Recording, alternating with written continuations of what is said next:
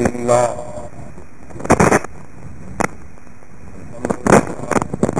وسلام على عباده الذين اصطفى أما بعد فأعوذ بالله من الشيطان الرجيم بسم الله الرحمن الرحيم سبح اسم ربك الأعلى الذي خلق فسوى والذي قدر فهدى والذي أخرج المرعى فجعله غثاء أحوى فنقرئك فلا تنسى إلا ما شاء الله إنه يعلم الجهر وما يخفى وليسرك لليسرى فذكر إن نفعت الذكرى سيذكر من يخشى ويتجنبها الأشقى الذي يصلى النار الكبرى ثم لا يموت فيها ولا يحيا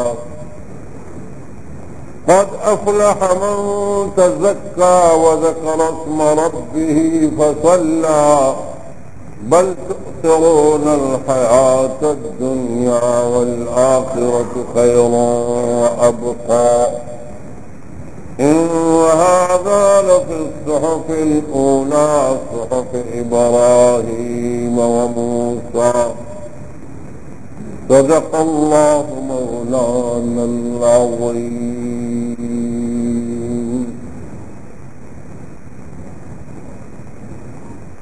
کیمیا ہے عشق مولا کیمیا عشق محمد صلی اللہ علیہ وسلم کیمیا ہے عشق مولا کیمیا عشق محمد کیمیا ہے علم قرآن کیمیا علم محمد کیمیا ہے ذکر مولا کیمیا فکر محمد کیمیا ہے ذکر مولا کیمیا فکر محمد. میرے محترم بزرگوں بھائیوں، سب سے پہلی درخواست میری یہ ہے کہ قریب ذرا آ جائے، پیچھے جو آنے والے جگہ چھوڑ دے. مجھے یہ سفید ہو سکتے رکھنے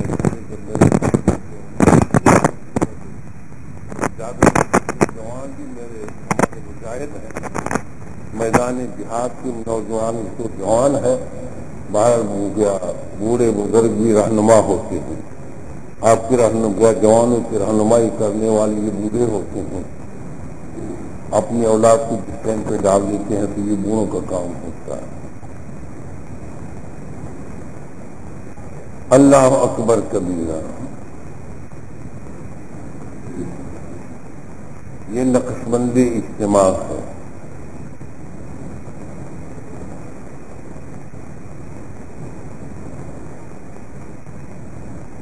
نقشبندیت جانتے ہو؟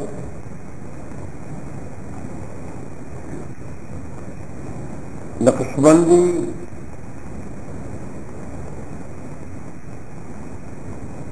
اور نقشبندیت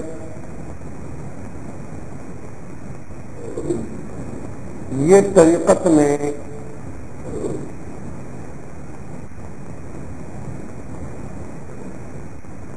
ایک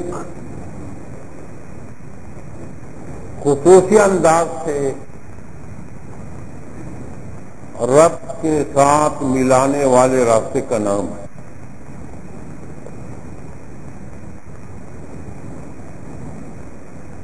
رب کے ساتھ جوڑ پیدا کرنے کے لیے بہت سے طرق اور سلاسل ہیں، مگر مشہور سلاسل 4 ہیں. مشہور سلاسل کتنے ہیں؟ 4. طریقہ نقشبندیہ ہے چشتیہ ہے، قادریہ ہے اور سہروردیہ ہے، مشہور 4 طریقے یہ ہیں، ہے یا نہیں ہے؟ جیسے مجتہدین بہت گزرے ہیں لیکن مشہور مجتہدین 4 ہیں: امام ابو حنیفہ رحمۃ اللہ علیہ، امام مالک رحمۃ اللہ علیہ، امام شافعی رحمۃ اللہ علیہ، امام احمد بن حنبل رحمۃ اللہ علیہ۔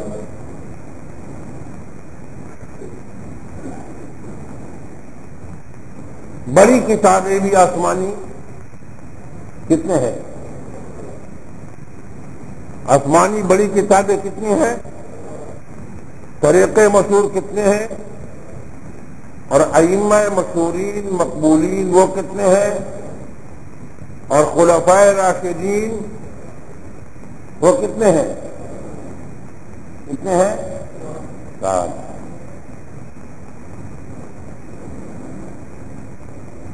ہے یا نہیں؟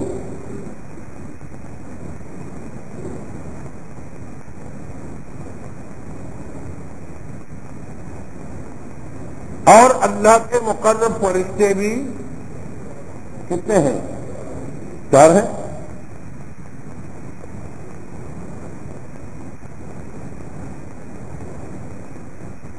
یہ اللہ کی شان ہے۔ اور جیسا کہ کتابوں میں اعلیٰ کتاب آسمانی کتابوں میں قرآن ہے،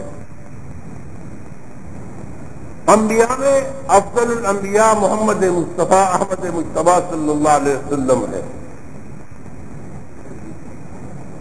مذاہب میں مقبول ترین محبوب ترین مذہب وہ مذہب حنفی ہے، کوئی مانے کوئی نہ مانے، کوئی خوش ہو کوئی پریشان ہو، خدا کی شان ہے۔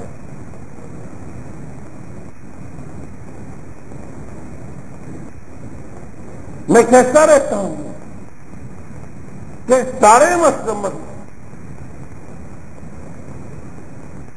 دوسرے شعافے مالکیہ حنابلہ غیر مقلد سب کو اکٹھا کر کے یہ بمشکل 25% بنیں گے، 75% اکیلے حنفی ہیں۔ آپ کو شک ہو تو میں تھوڑا سا اشارہ بھی دیتا ہوں۔ پاکستان اور بنگلہ دیش بڑی حکومتیں ہیں نہیں بڑی مسلمانوں کی، اس میں اکثریت کس کی ہے؟ احناف کی ہے۔ افغانستان میں اکثریت کس کی ہے؟ احناف کی ہے، یا نہیں ہے؟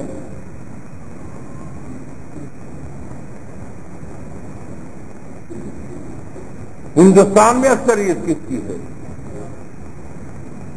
10 کروڑ کی آبادی مسلمان وہاں بھی ہیں۔ اب اگر صرف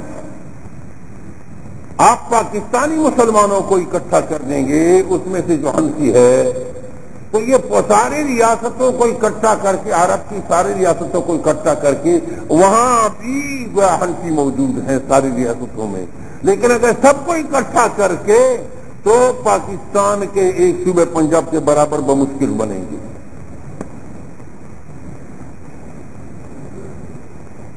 یہ نہیں ہے؟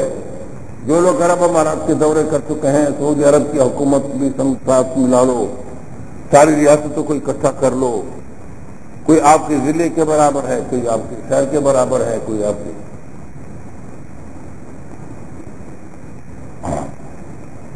صرف لاہور کی 1 کروڑ آبادی بتلاتی ہے، کراچی کا رہے گا 1.25 کروڑ یا 1.5 کروڑ کے قریب وہ آبادی ہے، اور ہر ضلع کے علیحدہ وہ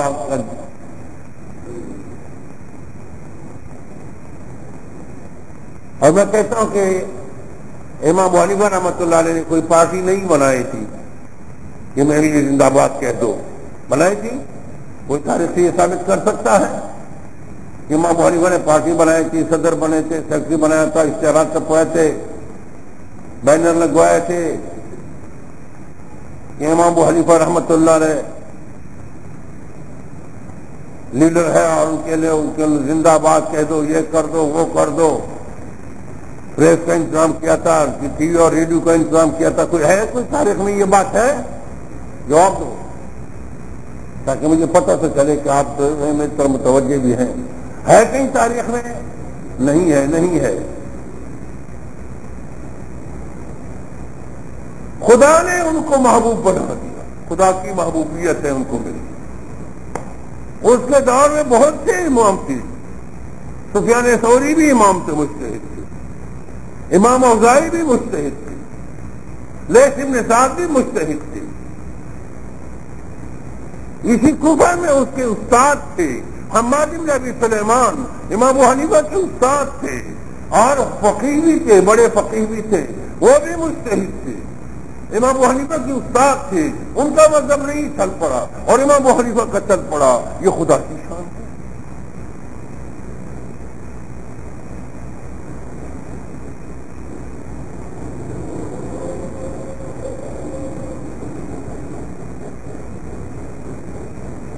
تو مقصد میرا یہ ہے کہ دیکھو یہ اللہ کی شان، مذاہب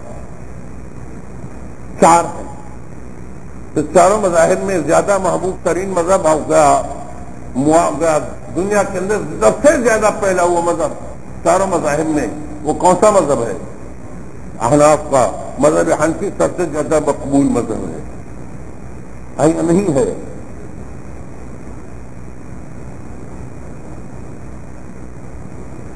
اور اعلیٰ حضور کے یار چاروں کے چاروں محبوب، چاروں کے چار محبوب، چاروں کے چار محبوب۔ ہمارا عقیدہ ہے کہ چاروں کے چار محبوب، جو ان چاروں میں سے کسی سے بغض رکھے گا تو اس کے دل میں ایمان کی چنگاری نہیں ہے۔ لیکن سب سے افضل اور بلند مقام والا وہ کون ہے؟ جواب دو۔ صدیق اکبر ہے یا نہیں؟ چاروں فرشتوں میں سب سے افضل فرشتہ مقرب فرشتوں میں جبرائیل امین، اور مقرب انبیاء میں سب سے مقرب پیغمبر محمد مصطفیٰ صلی اللہ علیہ وسلم۔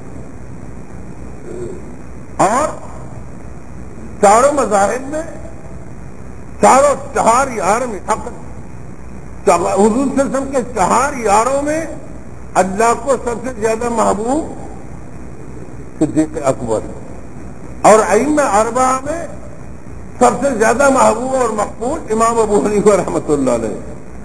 بغیر کسی پارٹی بنانے کے، بغیر کسی کو کہنے کے، بغیر کسی منت سماجت کرنے کا اللہ تعالیٰ نے اس کو محبوبیت عطا کی۔ لوگ اس کے مٹانے پہ، اس کے خلاف باتیں کرنے پہ سر کی بازی لگا رہے ہیں، دولتیں لگا رہے ہیں، ان کو بدنام کرنے کی کوشش کر رہے ہیں، لیکن اللہ کی شان ہے کہ اللہ نے ان کو محبوب بنا دیا، کوئی مانے نہ مانے۔ اسی طرح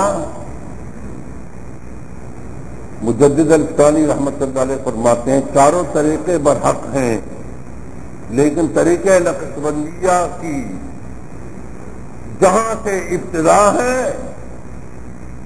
وہیں سے دوسرے وہیں پر دوسرے طرق کا امتحان، دوسرے طرق پہلے ذکر جاری پر کرواتے ہیں، بعد میں مراقبہ اور لطائف شروع ہوتے ہیں۔ طریقہ نقشبندیہ میں ابتدا ہی کس سے ہوتی ہے؟ مراقبہ اور لطائف سے ہوتی ہے۔ ذکر قدر بتلاتے ہیں، نہیں بتلاتے ہیں؟ تم نقشبندی بیٹھے ہو، بتلاتے ہیں ذکر قلبی یا نہیں بتلاتے؟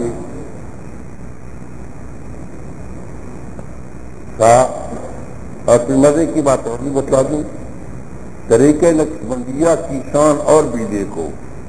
حضور کا سب سے بڑا یار کون تھا؟ در سب سے کون تھا؟ صدیق اکبر۔ تو نقشبندیہ کا راستہ صدیق اکبر پر پہنچتا ہے۔ سلسلہ نقشبندیہ کہاں پر پہنچتا ہے؟ صدیق اکبر پر پہنچتا ہے۔ باقی تین طریقے حضرت علی مرتضیٰ رضی اللہ تعالی عنہ پر پہنچتے ہیں۔ تینوں طریقے حضرت علی مرتضیٰ رضی اللہ تعالیٰ عنہ پر پہنچتے ہیں، جبکہ طریقہ نقشبندیہ حضرت صدیق اکبر رضی اللہ تعالیٰ عنہ پر پہنچتا ہے۔